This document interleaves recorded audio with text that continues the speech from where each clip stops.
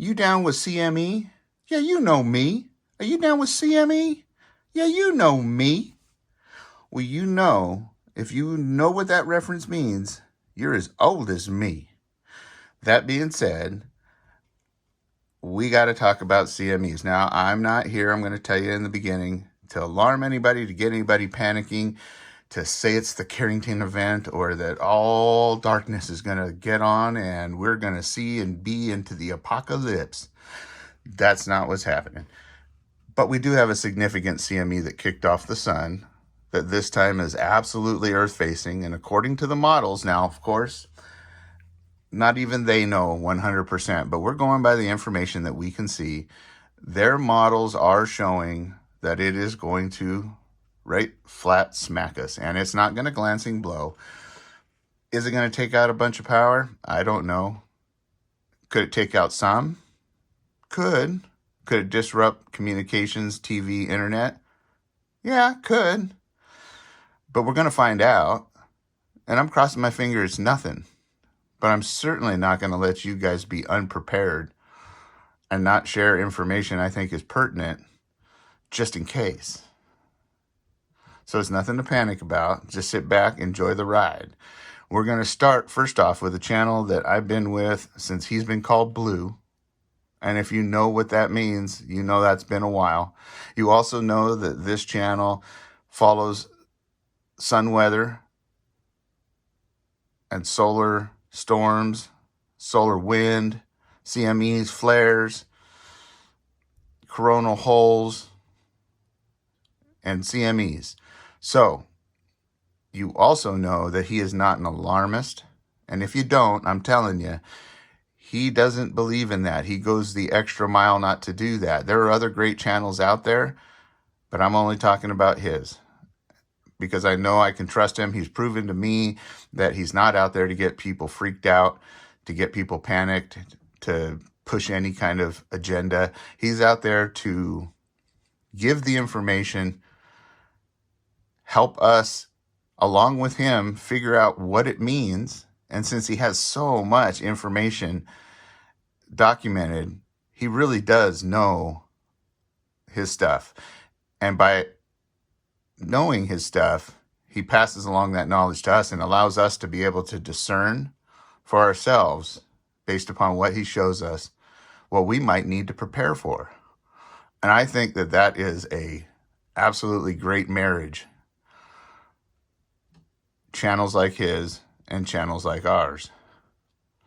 So, without further ado, this is Wages World. I'm just going to show you a little clip that'll kind of get you an idea of what's coming and what he thinks is going on.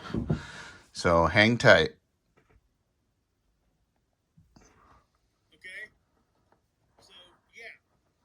So, like I said, Black Messiah, what we're looking at is we got to stay on our toes and pay attention. And as this stuff starts coming in, and it's going to, we're now, what, right here in time? Maybe? Something like that? That's the CME right there. Right behind that pressure so wave. Within about the next, well, I'll just call it one day, we're going to start seeing conditions. It's going to be around midnight. We're going to start seeing an uptick in density. So we could look for that stuff to start hitting our magnetopause. And we'll see that on the tools.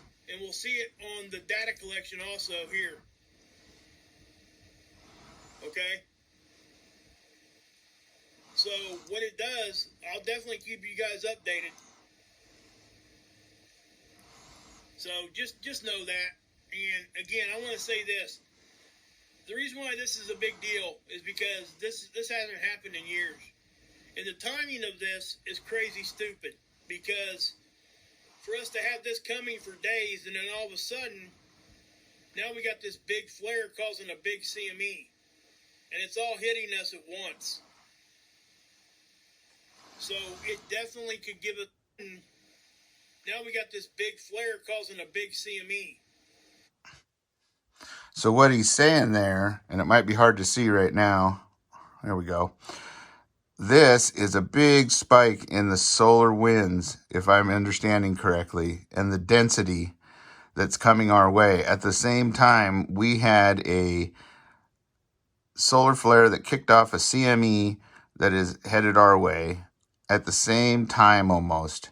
And as you watch the progression of what he's going to show you here in a minute, pay attention to right here.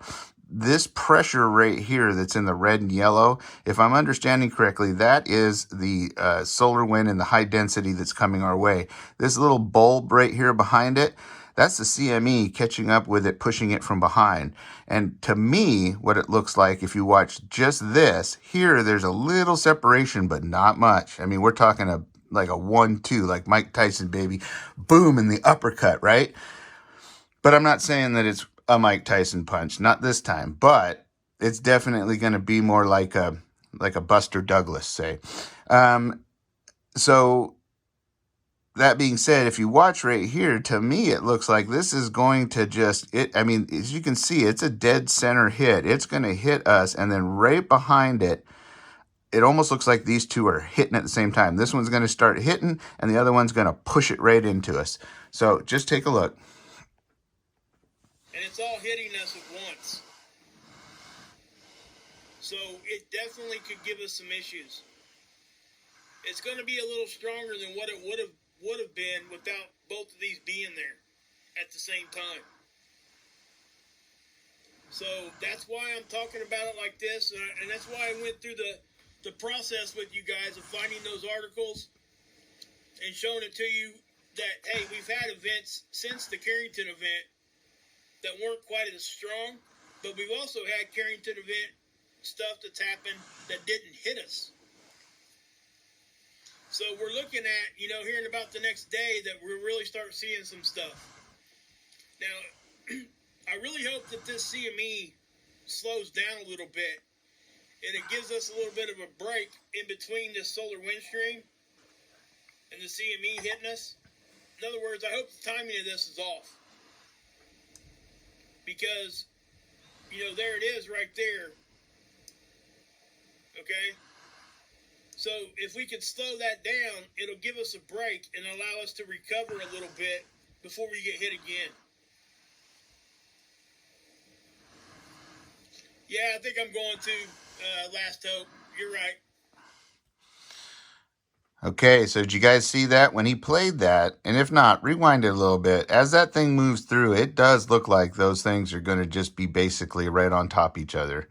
Now, this is according to a model that they let us see, so who knows?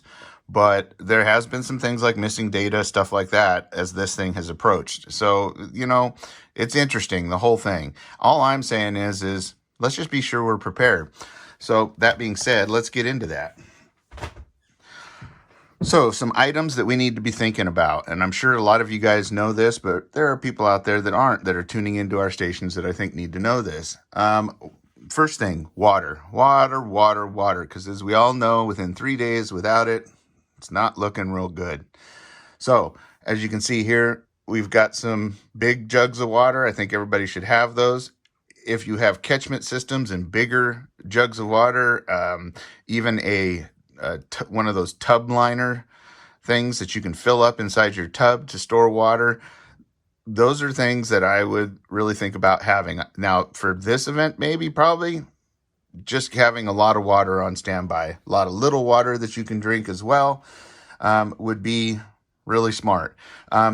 Things to hold water in, because before things go down, let's say things did go down and power went down in your area and whatnot like that, you're going to want to, while you still have pressure in your lines and so forth, and don't forget your water heater is a storage thing itself. And you can actually, if you need to fill up little things with water, there's a spigot on the bottom and you can fill it up from that with a little hose. It's going to be down close to the ground, maybe out towards your garage, which is downhill usually towards the street, but you should be able to fill up containers with what's in it. And in a pinch, it'll get you by. You can also fill these things up last minute as you have pressure in your city lines. Some of your cities, like ours, are all gravity fed from tanks up around the hills around us, because we live in a big valley with a lot of big mountains around us, and we're spring fed. So there's a chance that you'll have some time to fill up water. So things like the big blue jugs from Wally World, I'd be thinking about those. So thinking of water, containment, we went over that. Now filtering. You know, we've talked about before all of the things like Sawyer minis, like life straws, boiling water, water pills, and whatnot like that. Today, those are all great things. You should have those. But today, we're going to go, I just wanted to show you a different alternative to it, and that is a filter system like this. And as you can see, I try to keep things all separated out. Well, I take that back. This is my little Sawyer mini kit. But as you can see, let's go over that. Jeez.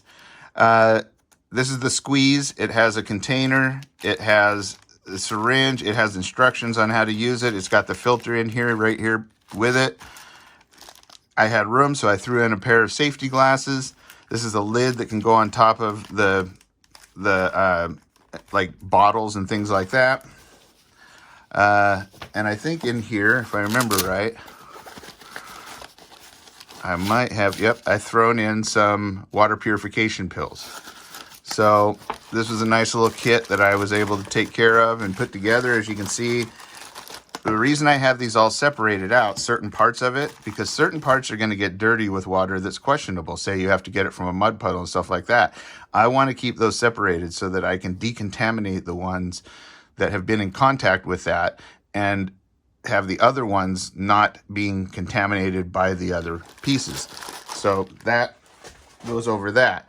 The one I was going to show you was a Canadyne system, and I'll hit that in another video, but I do have a Canadyne, which is your pump style systems that go into like a creek or something like that. You try to find a swift moving piece of water, not standing or stagnant, and you put the feed in, pump it into your container. And there's some things you need to do there to make sure you don't cross-contaminate as well. So we'll do that in another video, but having a water filtration source is very, very important. The next thing I would say is food. Food is very important. You're going to have things like your chicken and dumpling mountain houses. Another good one are these food blocks. They're kind of like a shortbread type of thing. These actually, 2,400 calories, are really good. Could get you by until help comes along. You got your mountain houses and things like that always, your freeze-dried foods really work well. Your energy drinks or electrolyte gels, things like that, also work well. But these are nice because you can just eat them as is. This requires preparation.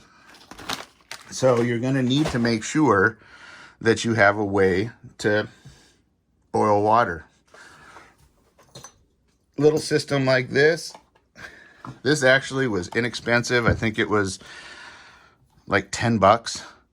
It actually works really well. Screws into the top of your regular butane propane combo fuels. You screw it in, click. It even has a self-igniter. Ooh, ooh. And you can put your pot in on here, a cup like this on here, not like this one, but a steel one, and heat up water to make your food with. A mess kit to go along with this, and sometimes you can fit these inside of a mess kit if it has a pot on it, is a really good idea. So, food, got that covered. Lights.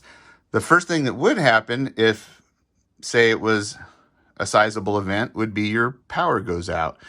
And some of the things that we've shown in the past is your little lychee light, inflatable floats. This is really kind of cool, and it's solar charging. So, and it's got a bunch of functions. Whew. That's right, clubbing functions. So, that being said, we've got also, this is an LED option, and it has different things. Now, this is something that the better half got, was probably the best thing that I've ever seen. So I've used that so many times because it casts a lot of light, and lanterns, you can carry them around. There are other options though. Like I've shown you before, we've got the lychee, this is, it's a flashlight with a beam, and it's also a lantern, either way you put it. So that's a great option. A headlamp. I would always recommend a headlamp. And the reason why, this is a great one because this is my little lightweight backpacking one that I put in my go bag. It, as you can see, has a bunch of different functions. But this is great because it fits into this little tiny container. And you can put it on the strap of your backpack, anywhere you want to hang this. And you have the ability to throw light right on your head, which is great because it keeps your hands free. That's really important. Then we have the old school options, which I think everybody should at least have one of those. This is an oil lantern. They are inexpensive.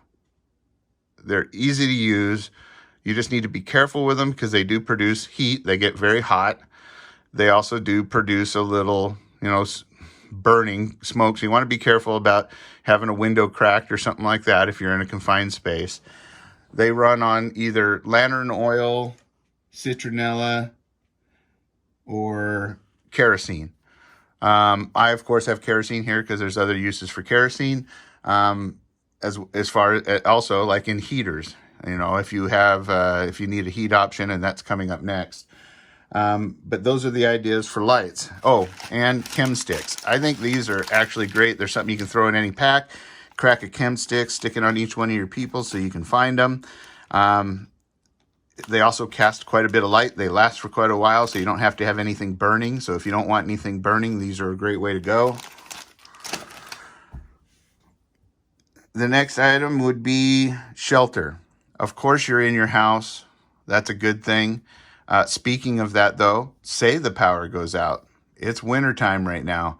You're going to want to be thinking about things like winterizing, making sure your hoses aren't hooked up to your hose line. And in some areas, you can leave them on all the time. Some people do, but it doesn't become an issue in some areas. Some areas have to do this, like Alaska Prepper would have to do winterizing, period, no matter if he has heat in his house or not, because anything outside, of course, will freeze. But we here are able to leave them hooked up. But however, if we lose heat and our house starts getting cold too from the inside, the pipes on the inside could have an issue because it counts on, to some extent, there being heat in the house. So, shelter too. We've got these, I think this is a great thing, the Sol Emergency Bivy. It's kind of like a heavy-duty emergency blanket. These really do work in a pinch. This is your lightweight option.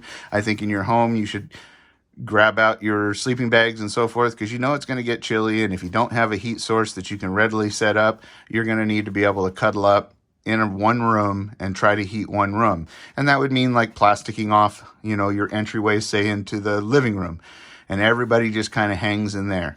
And that way, their collective body heat, as well as one small heat source, could actually maintain that one room. Other things you need to do for heat is ways to start fire. You got your fire starters, stormproof matches, your magnesium and ferro rod striking kits. These will all start fires. Now, I'm not saying start a fire in your house, but you could start a fire outside if you need to find a way to cook. You could also, like we have outside, we have an outside fire pit or a wood stove that helps heat up the back patio area. So that's something that could be huddled around. I think these are a neat option for the high-tech, techie world. They're, there you go. I think some people call them Tesla lighters.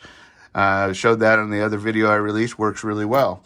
As far as heat sources, just to get you in the clubbing mood too, because you have to have fun while you're, of course, in the SHTF situation, whether it be permanent or temporary. That would be funky flames. These are really fun. Let me tell you what, little music, and of course I mean battery music, and some funky flames, along with the, the lychee light. Yeah, baby. There we go. Whoop, whoop, whoop, right? Okay, so that is, makes it a little fun. The last thing, you guys are probably looking at this going, what in the world is this? He must have a hard time reading his cue cards. No, because it's still in the plastic. But, however, this is what I call a Fresnel lens or whatnot. You've seen them on the back of RVs sometimes. You got to be real careful with these, though. They're nice, flat, cost $1 at the dollar store. Go to the Dollar Tree, look for them. They have them. And you can slide this into your backpack and not even know it's there. But when you need to start a fire and there's sun out and you put this thing into the sun, whatever's in front of it, you better intend upon burning, including your concrete, because it will absolutely smoke it. This thing gets smoking hot. So that's a $1 well spent for burning stuff down, including the house. Speaking of lights, too, going back to that real quick, candles. Candles are great. Have them all over your house because they're the first thing you can light just to get temporary light.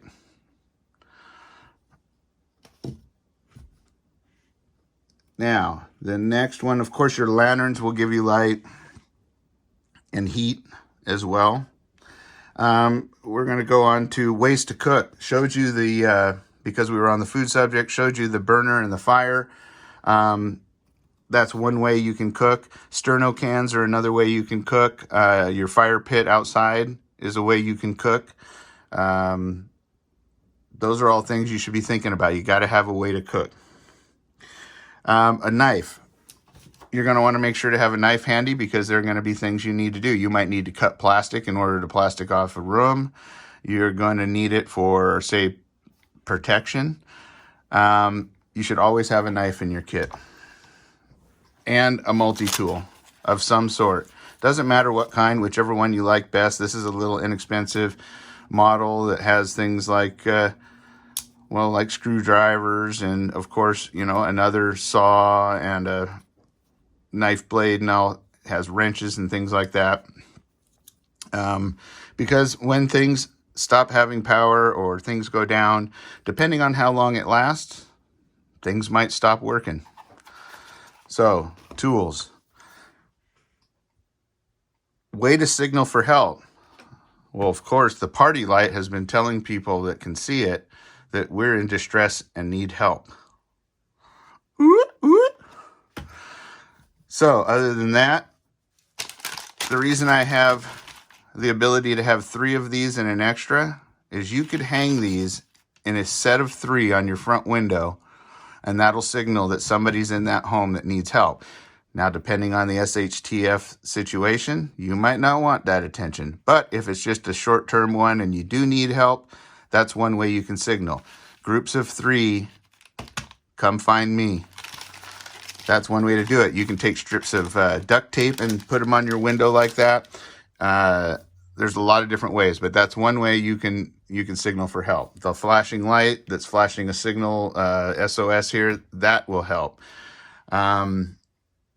Just even your light sources will help. A reflective mirror that you have in your house, that will help.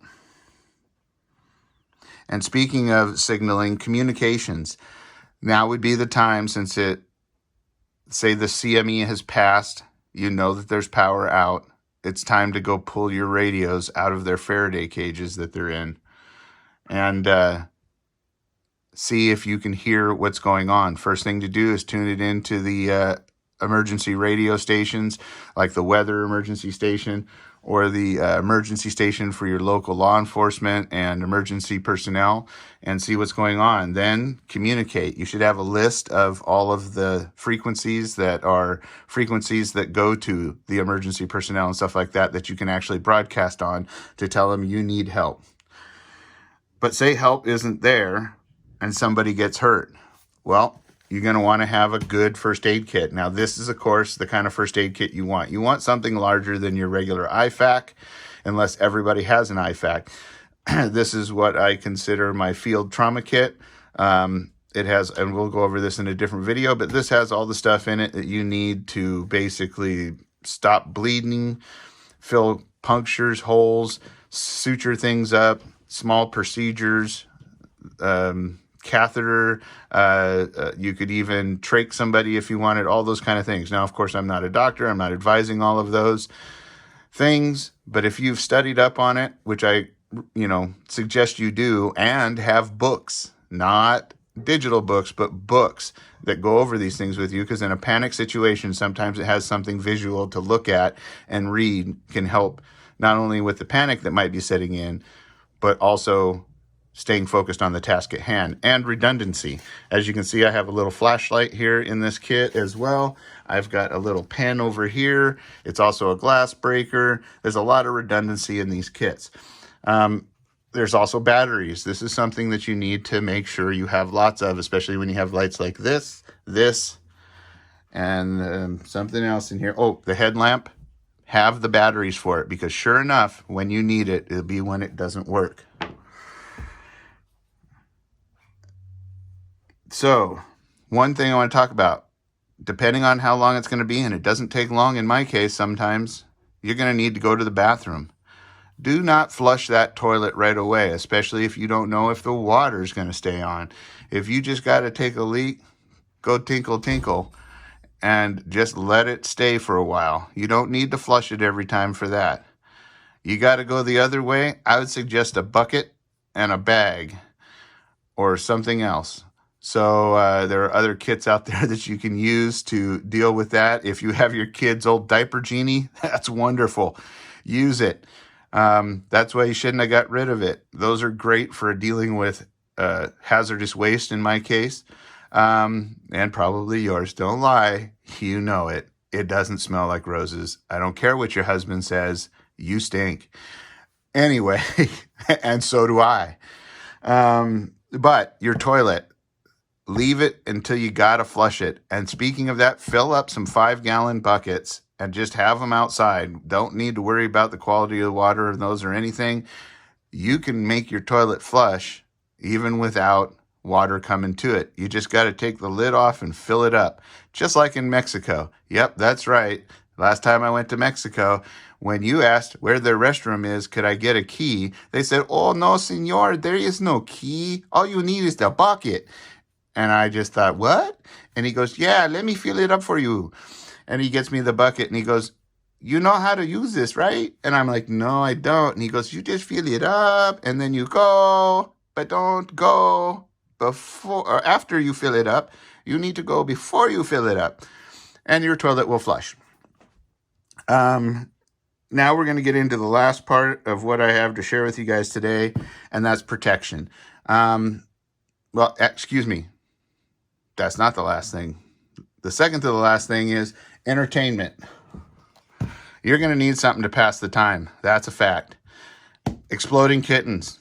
Hilarious. Hilarious. You need to have games, especially funny games that take your mind off of things. And you can also watch my videos. I've heard they're kind of funny. Partying. That's right. Have some booze. Get some flashing lights. Watch the old reruns of prepper channels. Do some clubbing. But you got to have ways to distract yourselves and have some fun. And yes, that's why the feather and the handcuffs are out. Besides detainment of less than desirable people, there are other ways to pass the time, if you know what I mean. It's a proven fact that in most serious natural events or emergencies or natural disasters, well, there's a boom in population after that. So do your part. Start booming. Now, as far as protection, you've got things like the bear spray back there that you see. That's a great one. Has a lot of reach, has a lot of power and punch to it. That will make somebody want to go away. It'll at least help you detain them if need be, if they don't go away. Some other ways you can do it is this pen here is actually some pepper spray. Yeah, that's kind of handy. My kids each got one of these when they were old enough to start going out where I couldn't be there to protect them. This is especially my little girl. So if you plan on my little girl, you're going to get a face full. Promise you that. And there are other things, but that's a great option. The bear spray is a great option. And of course, we have the best option. One thing you want to make sure is that your light works on it. And a light on it is the best way to do it because your hands are free. And you're going to need them free. There are other ways you can do it. the old Weaver stance and all that, but I always find it to be better that it's on your protection tool. Make sure you have plenty. Oops. Earthquake. See, look, it's coming. It's coming. Is freedom seeds. You got to have lots and lots of freedom seeds. Yep. This is actually what we have guarding the front door. So these are hard to find. But get your freedom seeds. Make sure they're where they need to be. I hope that went over everything for you. And that it helps you with what's coming up. Not to be panicked, not to get worried, but to actually be not worried. Be calm, be collected, and be confident that you have everything covered. Because that's what prepping's all about. It's not about the panic. It's not about the fear. It's not about the fear porn. It's about just being prepared for anything that may come your way. And one last thing, if you can, try and invest in one of these because it quiets one of those in case it's a long-term SHTF and you need to stay gray. So I hope you guys all enjoyed that video. I hope it was helpful. I hope there were some great things that you learned, some things that you want to teach me down in the comments. I hope that earthquake didn't upset too many people. It sure upset me. I'm holding on to my chair. Death grip, white knuckles. That's right. I'm puckering.